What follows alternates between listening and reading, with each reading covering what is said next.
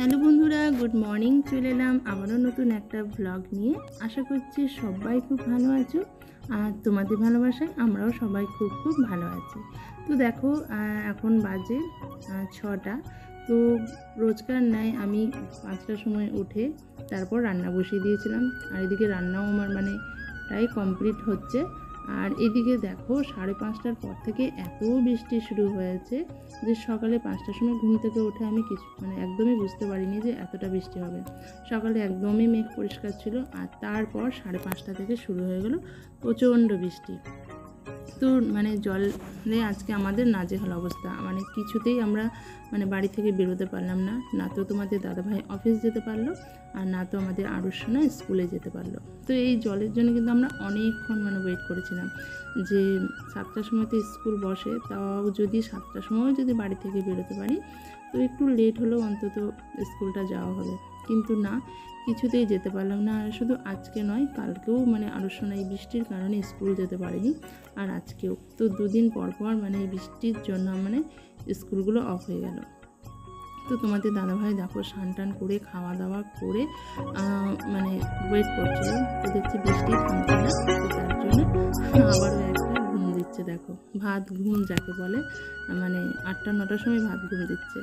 তো আমি সকালে রান্নাবান্নার সাথে টিফিনটাও করে নিয়েছিলাম, যেহেতু আমাদের আরুষনা চাউমিন খেতে প্রচণ্ড ভালোবাসে, আর টিফিনে ম্যাক্সিমাম ডে ওর জন্য আমি চাউমিন পাঠাই। তো ও তো সকালে অনেকটা চাউমিন খেয়ে নিয়েছে, আর তারপর তোমাদের দাদাভাইয়েরও খাওয়া দাওয়া হয়ে গেছে। আর এই যে আমি এখানে বৃষ্টি দেখবো বলে জানালায় বসেছি, জানালার পাশে বসেছি। আর এদিকে দিদি আর ভাগ্নি ওরাও সবাই আজকে চাউমিনই খেলো। তো যা বলবে বলো, এই দিনগুলো জন্য কখনো কখনো এই যে অফিস অফ হবে, স্কুল অফ হবে, বাইরে কোথাও যেতে খুব অসুবিধা হবে। কিন্তু তবুও আমার দিক দিয়ে বলবো, এই বৃষ্টিটা কিন্তু আমার ভীষণ ভালো লাগে। বর্ষাকাল কিন্তু আমার ভালো লাগে। কখনো কখনো জামা কাপড় শুকায় না, এর জন্য কিন্তু একটু বিরক্ত লাগে। বাকি কিন্তু দেখো, বেশ বৃষ্টি পড়বে আমার কিন্তু খুব ভালো লাগে, ঘরের ভিতরে থাকতে খুবই ভালো লাগে। তো তোমাদের সাথে গল্প করতে করতে দেখো টিফিনটা আমি সেরে নিলাম। আর তারপর তোমাদের বললাম, যেহেতু সকালেই আমার রান্না বান্না হয়ে গেছে, তো দেখো আজকে সেরকম কিছু রান্না হয়নি। দেখো ভাত করেছি, তারপর এখানে একটা মিক্স সবজি করেছি। তারপর আজকে কালকে একটু শাক বেছে রেখেছিলাম, কলমি শাক, তো সেটাই সকাল সকাল রান্না করতে পেরেছি। না হলে কিন্তু সকালে আমি শাকটা রান্না আমার হয়েই ওঠে না। তারপর তো দেখলে চাউমিন, এখানে ডিমের অমলেট আছে, ডবল ডিমের অমলেট আছে, তোমাদের দাদাভাইয়ের জন্য করেছিলাম। আর একটু ডাল সেদ্ধ জাস্ট করেছিলাম, এখনও এটাকে ছোকা হয়নি। আর তার সাথে দেখো আজকে একটু আমরা চাটনিও বানিয়েছিলাম। আর এদিকে কালকে দুধটা মাসি শাশুড়িমা একটু দুধ পাঠিয়েছিল, তো সেটা খাওয়া হয়নি, কারণ আমাদের বাড়িতে অনেকটা দুধ নেওয়া হয়, আর এটাও অনেকটা দুধ আছে দেখো। তো ওটাকে গরম করতে দিয়েছি। আর এদিকে বাইরের অবস্থা দেখো, এখনও পর্যন্ত বৃষ্টি থামার নামই নিচ্ছে না। প্রচণ্ড বৃষ্টি হচ্ছিল, তার মধ্যে একটু কমেছে, কিন্তু বৃষ্টিটা হয়েই যাচ্ছে ননস্টপ। দেখো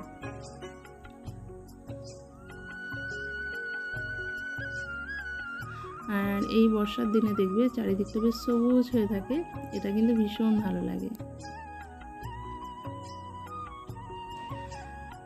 তো তারপর আমি আমার স্নান সেরে নিলাম, স্নান পুজো একদম কমপ্লিট হয়ে গেল। বাড়ির মধ্যে বাকি সমস্ত কাজও কমপ্লিট হয়ে গেছে। তারপর সবাই মিলে আমরা খেতে বসলাম। তো আজকে যে নর্মাল খাবার, ভাত, ডাল, সবজি, ডিমের অমলেট, আর তার সাথে তাকে একটু ছাতু মাখা আছে, কারণ আমি ছাতু মাখা খেতে খুব ভালোবাসি, এটা আমার খুব ভালো লাগে খেতে। তো তার জন্য আমি একটু ছাতু মাখা করেছি। আর এখানে তো আমড়ার চাটনিটাও আছে, আর তার সাথে দেখো একটু আমের আচারও নিয়েছি, ওটাও খেতে কিন্তু ভীষণ ভালো লাগে। দেখো একটু আমের আচারও নিয়ে নিচ্ছি।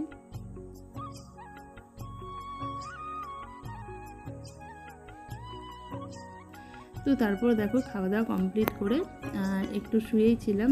আর বিকালবেলা দেখো ওয়েদারটা দেখে কিন্তু এখন ওয়েদারটা এত সুন্দর লাগছে বিকালবেলা, তো তোমাদেরকে একবার দেখিয়ে দিচ্ছি। আর দেখো তোমরা কত সুন্দর সবুজ দেখাচ্ছে, এই ব্যাপারটা আমার ভীষণ ভালো লাগে। গাছগুলো যেন এই বর্ষাকালে একদম প্রাণ ফিরে পায়। আর উঠান থেকে একদমই মনে হচ্ছে না যে সারাদিন কিন্তু এতটা বৃষ্টি হলো। দেখো উঠান থেকে একদমই মনে হচ্ছে না, জল একদম চলে গেছে। আর তার সাথে মানে মাটিও জলটা একদম টেনে নিয়েছে, একদম শুকনো উঠান।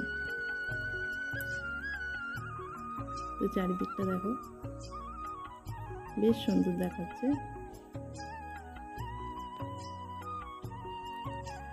আর তারপর আমাদের আরুষনা মানে সকাল থেকেই বলেছিল খিচুড়ি খাবো। তো যেহেতু আমি সকালে রান্না করে ফেলেছি তার জন্য তো খিচুড়ি করতেই পারিনি। আর তারপর বিকালে আবারও বায়না ধরেছিল যে আমি পায়েস খাবো। তো দেখলাম সকালে তো খিচুড়ি করে দিতে পারিনি, কিন্তু বিকালে ওকে পায়েসটা করেই দিতে হবে, না হলে মানে সারাক্ষণ আমাকে বলে যাবে। তো তার জন্য দেখো এখানে দুধ বসিয়ে দিয়েছি, আর এই দুধ চালটাকে ধুয়ে নিয়েছি। তো ওর জন্য এখানে যে পায়েসটা বসিয়ে দিলাম।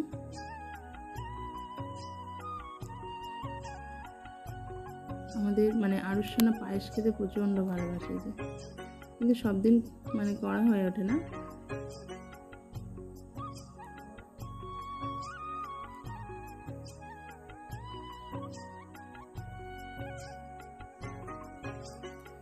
আর আজকে একটু দুধটা বেশিও ছিল, ওই যে বললাম না মাসির শাশুড়িমার দুধ পাঠিয়েছে, তো দুধটাও অনেকটা বেশি ছিল, তার জন্যই করে দিলাম। আর এদিকে আমি পায়েসটা হতে হতে মানে বিকালের যেসব কাজকর্ম আমার ঘর ঝাঁট উঠান ঝাঁট এসবগুলো সেরে নিয়েছি। এখানে জামা কাপড়ও তুলে রেখেছি, তো এগুলো এখনও ভাঁজ করে রাখা হয়নি। তো আর আমাদের আরুষনাকে দেখো তোমরা, ও কিন্তু বসে পড়েছে ফ্যানের তলায় যে ও পায়েস খাবে, কিন্তু এখনও পায়েসটাও হয়ে ওঠেনি বেচারি। বললাম না প্রচণ্ড ভালোবাসে খেতে। আর তার জন্য আমার সাথে পাশে রান্নাঘরেও দাঁড়িয়ে আছে, মা হয়েছে মা হয়েছে। তো দেখো ফাইনালি আমার পায়েসটা হয়েই গেছে।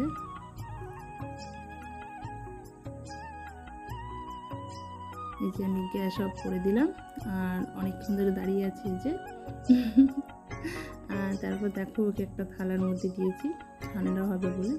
তো সেরকম ঠান্ডাও হয়নি, হালকা হালকা গরম আছে, কিন্তু ওই যে খেতে ভালোবাসে যার জন্য সবটাই করতে পারে। এই যে খেয়ে নিচ্ছে।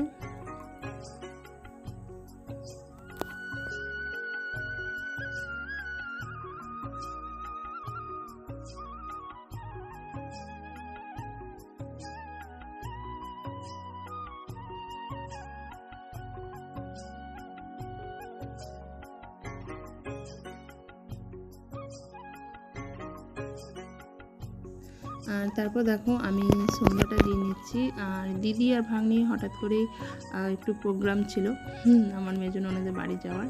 তো দিদি আর মানে ভাগ্নি দুজনেই চলে গেল, আমি আর আমার বাড়িতেই রয়ে গেলাম। আমাদের দাদাভাই এখনও ফেরেনি। আর এদিকে আমার সন্ধ্যে দেওয়াটা কমপ্লিট হলো। তারপর তোমাদের দাদাভাই যখন ফিরলো 9:30, তখন আমি দেখো ভাত বসালাম তোমাদের দাদাভাইয়ের আমার জন্য। একটু আলু ভাত এখানে বসেছি, বাকি রান্না হবে।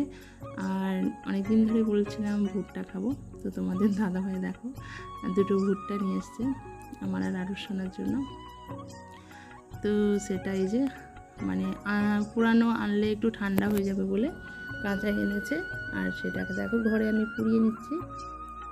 এই যে তো জালি বসিয়ে এইভাবে পুড়িয়ে নিচ্ছি। তো ভুট্টাটা আমার ভীষণ প্রিয় একটা খাবার, ভীষণ ভালোবাসি আমি ভুট্টা খেতে। একবার তো বাড়িতে গাছও লাগিয়েছিলাম বন্ধুরা ভুট্টার, কিন্তু সেই ভুট্টা হয়ে উঠলো না, ভীষণ দুঃখ পেয়েছিলাম।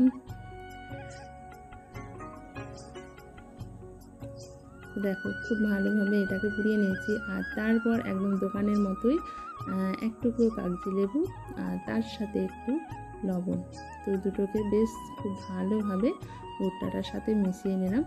আর কি বলবো, খেতে ভীষণ সুন্দর ভীষণ সুন্দর। এই যে